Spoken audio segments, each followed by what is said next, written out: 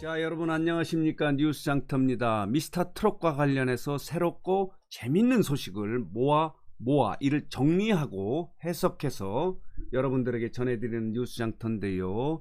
자, 오늘은 지금 화면에 보이는 내일은 미스터 트롯이 영화로 제작된다는 소식을 정리해서 여러분들에게 말씀드리도록 하겠습니다. TV조선이 이 미스터 트롯을 영화로 제작한다는 소식은 여러분들 들으셨겠지만은 이것이 어떻게 진행될지 하는 부분에 대해서 자세히 설명을 드리도록 하겠습니다. 자, 올해 대한민국 국민들에게 가장 관심을 끌었던 두 개의 단어를 떠올른다면 어떤 게 있겠습니까? 여러분 다 아시는 내용입니다. 하나는 코로나 바이러스 감염증 코로나19고요. 또 하나는 미스터 트롯입니다. 코로나19는 국민들을 불안해하고 우울해하고 슬프게 했는데 이 어려운 국민들의 마음을 위로해주고 위안해준 것이 미스터 트롯입니다. 미스터 트롯은 과히 열풍이었습니다. 신드롬이었습니다. 신화였다고 이렇게 얘기도 합니다. 트롯의 열풍을 만들어냈고 트롯의 신화를 만들어냈고, 자, 흘러간 노래 트롯 장르를 지금 현대화시켰고 앞으로 세계화의 기초를 다진 게 미스터 트롯의 경연입니다. 많은 국민들이 미스터 트롯에 열광을 했습니다. 여러분 아시죠? 미스터 트롯의 경연 결승전 대국민 문자 투표에 무려 700만여 명이 문자 투표에 참여를 했고요. 마지막 경연에 시청률이 35.7%를 찍었습니다. 이거는 신화입니다. 신드롬입니다. 이런 신화와 신드롬을 TV조선이 영화로 만들려고 합니다. 정말 아주 멋진 결정일 것 같고 이 영화는 성공 가능성이 굉장히 높다고 생각이 듭니다. 여러분 이 기억하시나 모르겠는데요. 내일은 미스터 트롯이 영화로 만들어진다고 하니까 가장 떠오르는 장면이 이겁니다. 자, 보시겠습니다. 이 장면 기억하십니까? 자, 보헤미안 랩소디입니다. 프레디 머큐리가 리더를 하고 있는 퀸, 이 그룹의 다큐를 영화화한 겁니다. 프레디 머큐리가 리더 역할을 하고 있는 그룹 퀸의 활동을 영화화한 보헤미안 랩소디, 여러분 기억하시죠? 정말 열광했습니다. 이 영화에 대해서 열광을 했습니다. 전 세계인들이 열광을 했고요. 대한민국 국민들도 이 보헤미안 랩소디 영화에 대해서 열광을 했습니다. 내일은 미스터 트롯을 영화화한다니까 이 보헤미안 랩소디가 떠올랐습니다. 제2의 보헤미안 랩소디가 되지 않을까 저는 장담합니다. 왜냐? 많은 국민들이 열광했고, 자, 이 국민들에게 위로와 위안을 줬고 트롯의 열풍, 트롯의 신화를 만들었기 때문에 이것을 다시 영화화한다면 아마 대박을 치지 않을까 이런 생각이 드는데요. 당시 보헤미안 랩소디의 관객이 한 1000만 정도, 990만 정도가 돼서 관객 수로 대한민국 영화 중에서 26위를 차지했다고 합니다. 1000만 관객을 유지한 거죠. 그렇다면 미스터 트롯의 영화도 아마 이거 못지 않지 않을까 이런 생각이 드는데, 그렇다면 이 미스터 트롯의 영화는 어떻게 구체적으로 제작에 들어갈지 하는 부분에 대해서 아직 확정된 것은 없지만 우리가 한번 점검해 볼 수는 있습니다. 제작 일정이나 캐스팅, 스토리 구성에 대해서 아직 확정된 건 없습니다. 영화를 제작하겠다고 하는 것은 확정이 돼 있지만, 그래서 오늘 뉴스장터가 과연 어떻게 진행될 것인지 하는 부분을 예측을 하면서 설명을 드리고, 또 이 설명을 듣고 미스터트롯 팬 여러분들, 말하자면 뉴스장터 구독자 시청자 여러분도 댓글을 통해서 의견을 내보시기 바랍니다. 가장 중요한 이 영화의 제작의 구체적 내용은 이겁니다. 어떤 스토리 구성을 해야 하느냐 하는 거고요. 하나는 어떻게 캐스팅할 것이냐 하는 부분입니다.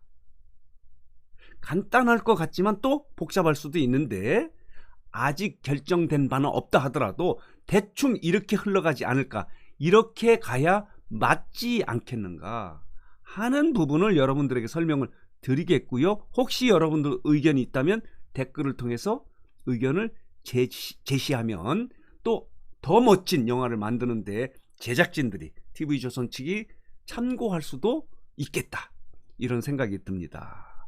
스토리 구성인데요, 두 가지 방법이 있습니다. 이 미스터트롯의 경연 과정과 비하인드 스토리를 다큐멘터리 형식으로 하는 방식이 있습니다. 그리고 또 하나 방법은 트롯맨들의 삶을, 이게 그 굴곡이 있지 않았습니까? 각 그 트롯맨들 각자가 다 사연이 있지 않습니까?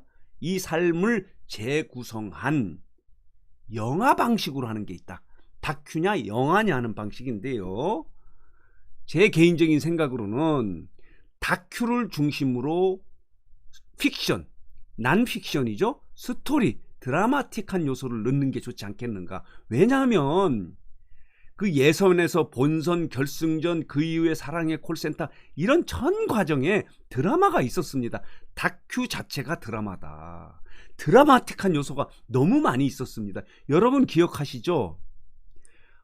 경연 과정에서 팀 미션 할 때 4명씩 나와서 무대 위에 있던 그 경연자, 출연자들이 관객들에게 뛰어 들어가서 함께 노래를 하고 춤을 추고 하는 모습, 열광하는 모습들이 있습니다. 그런 장면들이 있는데 정말 그때 감동적이었습니다. 말하자면 무대, 그 가수와 관객이 함께 호흡하는 그런 모습들, 그런 장면, 그런 다큐가 있기 때문에 그런 다큐의 모습들, 장면들을 재구성하면 아주 멋있는 영화가 되지 않을까. 거기에 이 트롯맨들의 삶의 굴곡, 자, 과거에 어려웠던 이런 일들을 다시 드라마틱하게 재구성해서 넣는다면 좋지 않겠는가. 무조건 영화, 다큐 이렇게 이분법적으로 하기보다는 다큐를 바탕으로 드라마틱한 요소를 넣는 게 좋지 않겠는가 하는 생각이, 자, 이 뉴스장터의 생각인데요. 여러분들은 어떻게 생각하시는지 모르겠습니다. 이 사실은 미스터트롯 경연 과정 자체가 드라마였습니다. 그 15,000명이 와서 예선전을 치르는 모습, 이 보헤미안 랩소드의 프레디 머큐리도 그렇지 않습니까? 공항에 그 노동하던 뭐죠?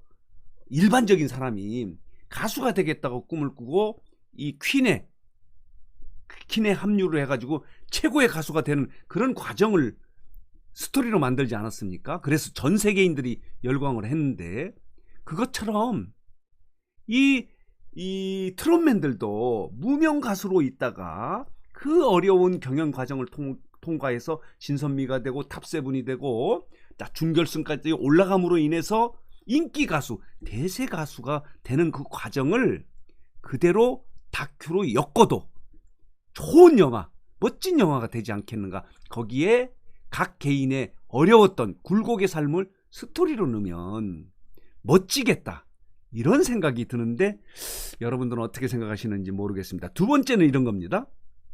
캐스팅 부분인데, 캐스팅 부분은 아까 말씀드린 대로 다큐와 영화냐 하는 부분에 따라서 뭐 이미 결정될 수도 있는 건데, 영화로 만들면 이 스토리, 각 트롯맨들의 굴곡의 삶을 스토리로 재구성해서 다른 배우가 출연하는 방식이 영화 방식입니다. 그런데 이것보다는 이 이명웅이나 미스터트롯의 진선미, 탑세븐, 이들 개개인이 엄청난 팬덤을 갖고 있습니다. 많은 팬들을 갖고 있기 때문에 저는 이들이 직접 출연하는 방식이 좋다고 생각합니다. 그래야 이들을 응원하고 지지하고 사랑하는 팬들이 이 말하자면 영화를 보고 즐거워하고 할 것 같다 하는 생각이 드는데 여러분들은 어떻게 생각하십니까? 이 트롯맨들의 팬층이 엄청납니다. 엄청나. 이명웅 같은 경우는 팬카페가 회원이 12만 명입니다.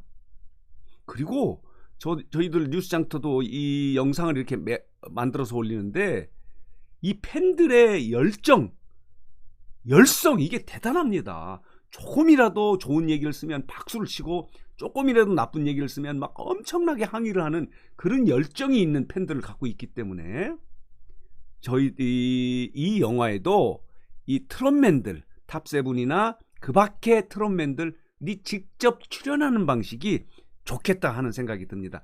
이런 식으로 해야 미스터트롯 영화가 성공하지 않을까 이런 생각이 듭니다.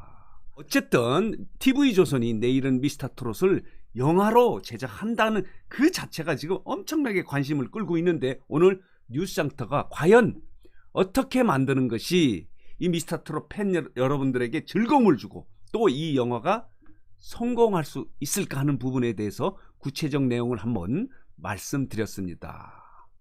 자, 오늘 뉴스장터 영상은 여기서 마치겠는데요. 마지막으로 뉴스장터를 아직 구독하지 않으신 분들께서는 구독 꼭 부탁드립니다. 구독은 저희들에게 큰 힘이 됩니다. 더 좋은 방송 그리고 재밌고 유익한 방송으로 보답하도록 하겠습니다.